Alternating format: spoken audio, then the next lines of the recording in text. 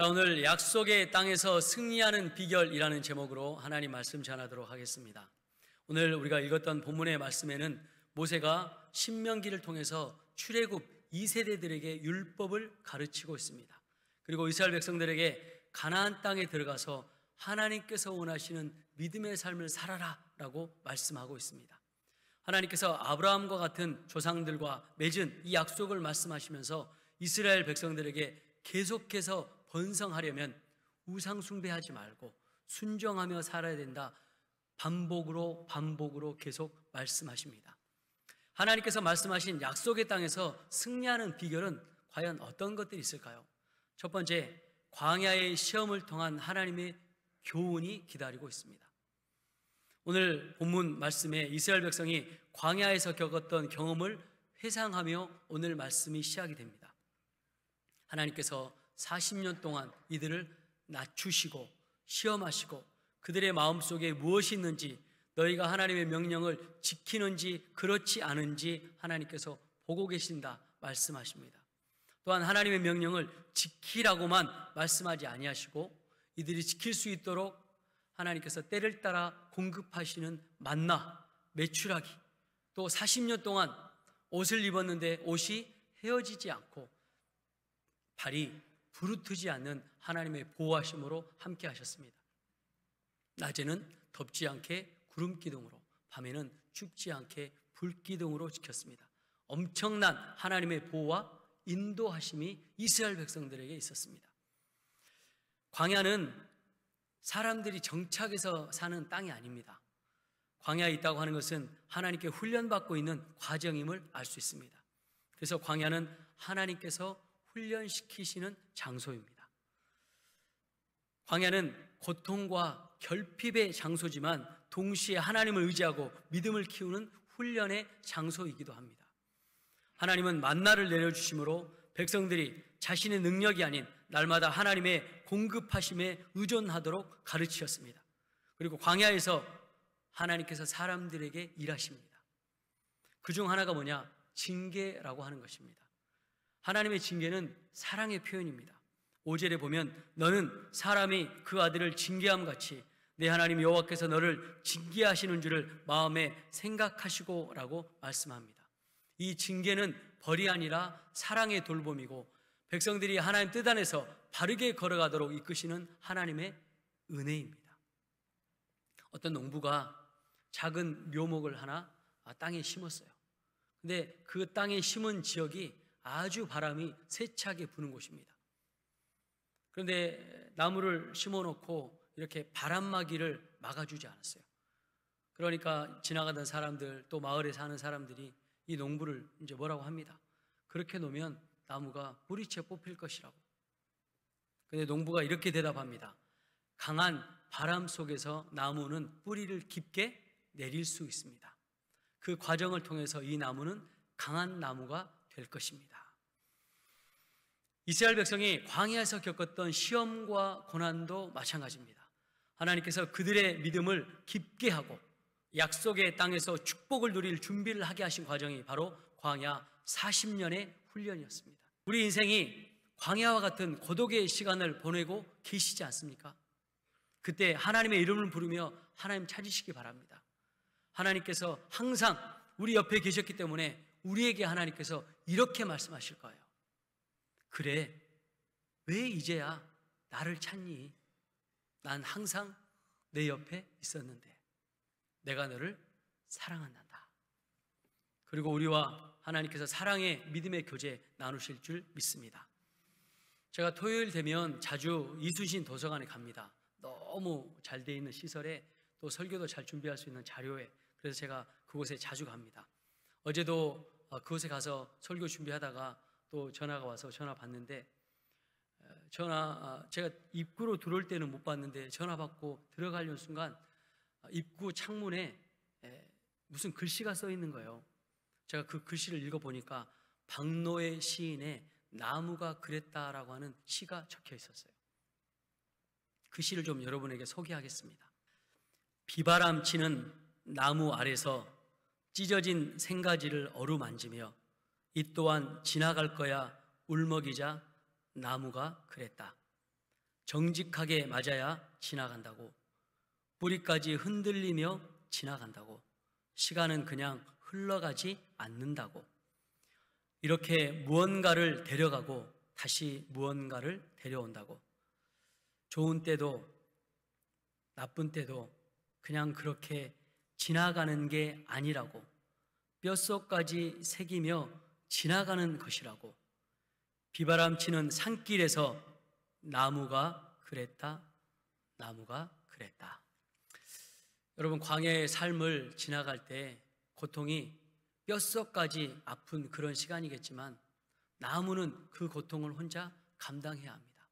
그러나 우리는 하나님의 자녀이기 때문에 이 광야의 시간에서 홀로 두지 않으시고 하나님께서 우리와 동행하시며 우리를 지키시고 우리를 사랑하시고 우리와 동행하실 줄 믿습니다. 광야에서 이 음성을 들으시고 하나님의 은혜를 경험하시길 축복합니다.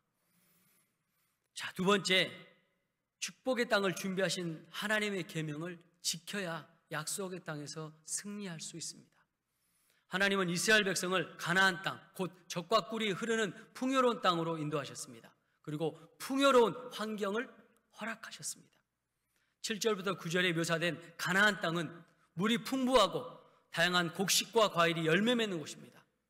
하나님께서 이스라엘 백성들에게 좋은 땅으로 들어가게 하셨습니다. 가나안 땅이 좋은 땅, 아름다운 땅이 되는 이유는 바로 그 땅에 물이 풍부하기 때문에 그렇습니다. 중동 지역의 지도를 보면 가나안은 비옥한 초승달 지역에 포함됩니다. 이 지역은 나일강 삼각주와 티그리스 유프라테스강 사이에, 그리고 지중해 연안 팔레스틴 지역까지 포함한 이 비옥한 땅입니다. 이곳에는 강들이 흐르고 있기 때문에 비옥합니다. 물이 있는 것이죠. 특별히 가나안 땅에는 요단강이 있어서 농사를 지을 수 있는 곳이 아주 많습니다. 또 빵의 주재료인 밀과 보리가 풍부하고 감람나무, 올리브나무가 풍부합니다. 이 올리브는 요리하는 데 사용될 뿐만 아니라 등불의 기름으로 사용되고 각종 제사의식에 기름을 부을 때 사용이 됩니다. 그리고 곡식과 각종 과일을 언급하는 것은 가나안 땅이 비옥하고 기름진 땅임을 생생하게 말하기 위함입니다. 가나안 땅은 물이 있기 때문에 곡식과 과일 재배가 가능하고 가나안 땅의 풍요로움으로 인해서 이스라엘 백성들은 부족함 없이 먹을 수 있게 되는 것입니다. 또 가나안 땅에 궁핍함이 없는 이유 중에 하나는 자원이 풍부합니다. 이곳에는 철과 구리가 매장되어 있습니다. 철과 구리의 매장지로 갈릴리, 베카 골짜기, 트랜스 요단 지역, 아라바 지역이 있습니다. 그리고 철로는 각종 도구를 만드는데 화덕, 용광로, 도끼, 멍에, 철 연장, 철 병기를 만들 수 있고, 구리로는 성막의 부속물인 갈고리, 기둥 받침, 단, 그릇, 그물, 채 등을 만들 수 있습니다. 또 너무나 이 자원이 풍부하기 때문에 주변의 나라들과 무역을 통해서 수익을 얻을 수 있기도 합니다. 이처럼 이스라엘은 가나안 땅에서 배불리 먹고 만족할 것입니다. 그곳에서 그들은 좋은 땅을 주신 하나님을 찬양할 것입니다. 그런데 이 풍성함은 사람의 노력의 결과가 아니라 하나님께서 은혜로 주어지는 것이었습니다. 하나님께서 이런 축복을 이스라엘 백성들에게 주신 목적이 무엇일까? 단순히 물질적인 풍요만을 주시는데 하나님은 그 목적이 있지 않으셨습니다. 이 축복을 통해 이스라엘 백성들이 하나님을 찬양하고 하나님의 이름을 영화롭게 하기를 원하신 거예요. 이런 축복을 받을 때 그 영광을 자기가 받지 않고 하나님께 영광 돌리기를 원하시는 것입니다. 우리가 누리는 모든 물질적, 환경적 축복은 우리의 능력이 아니라 하나님의 은혜를 기억하며 하나님께 감사와 영광을 돌려야 합니다. 자, 그렇게 될 때 이 축복이 지속이 됩니다. 언제까지일까요? 신명기 5장 10절, 나를 사랑하고 내 계명을 지키는 자에게는 천대까지 은혜를 베푸시느니라. 아멘. 우리뿐만 아니라 우리의 자손들에게 천대까지 번성과 축복의 복을 하나님께서 약속하셨습니다. 이 복을 저와 요성결 가족들이 또 우리 자손들이 다음 세대가 누리시길 주님의 이름으로 축원합니다. 자, 마지막은 하나님께 감사함을 잊지 않아야 이 축복의 땅에서, 약속의 땅에서 지속적으로 승리할 수 있습니다. 10절은 이렇게 기록합니다. 내가 먹어서 배부르고 내 하나님 여호와께서 옥토를 내게 주셨으므로 말미암아 그를 찬송하라라고 말씀합니다. 우리가 하나님의 은혜를 받을 때 감사함을 잊지 않아야 약속의 땅에서 계속 승리할 수 있는 것입니다. 어느 지역에 농사를 짓는 땅이 있었는데 그 땅에 부자로 살아가는 부자 농부가 있었고, 또 농사를 짓기는 하지만 그렇게 형편이 좋지 않은 가난한 농사꾼이 있었습니다. 부자 농부는 매년 추수 때가 되면 불평을 늘어놓습니다. 올해는 비가 너무 많이 와서 수확량이 적다, 벼가 쓰러져서 수확량이 적다 불평합니다. 또 한 해는 이번에는 햇빛이 너무나 강해서 곡식이 잘 자라지 않았다. 모든 것이 일상이 불평이었습니다. 반면 가난한 농부는 매년 이렇게 말했습니다. 하나님께서 허락하신 만큼 추수할 수 있으니 감사하다. 시간이 흘러 가난한 농부는 감사한 마음 덕분에 사람들의 신뢰와 도움을 받아 점점 더 풍성한 삶을 누릴 수 있게 되었습니다. 그런데 부자 농부는 반대로 만족이 없고 불평을 해서 그 스트레스로 건강을 잃었다라고 합니다. 여러분, 돈이 많으면 뭐합니까? 건강을 잃어서 그 돈을 쓰지 못하는데요. 하나님께서 주신 축복도 그렇습니다. 작은 것으로부터 감사하고 또 감사하면 하나님께서 더 큰 축복으로 채워주실 것입니다. 우리가 받은 것을 다른 사람과 비교하지 말고 감사하시기 바랍니다. 신명기 8장 10절은 하나님께서 주신 은혜에 감사하는 마음으로 약속의 땅에서 살아야 됨을 가르쳐 주고 있습니다. 이처럼 우리는 모든 환경 속에서 하나님의 은혜를 감사하며 기억해야 합니다. 감사는 하나님의 은혜를 지속적으로 누리는 비결입니다. 그래서 이 감사하는 마음은 의무가 아니라 특권입니다. 하나님께 받은 축복을 당연히 여기지 말고 매 순간 감사의 고백을 드려야 합니다.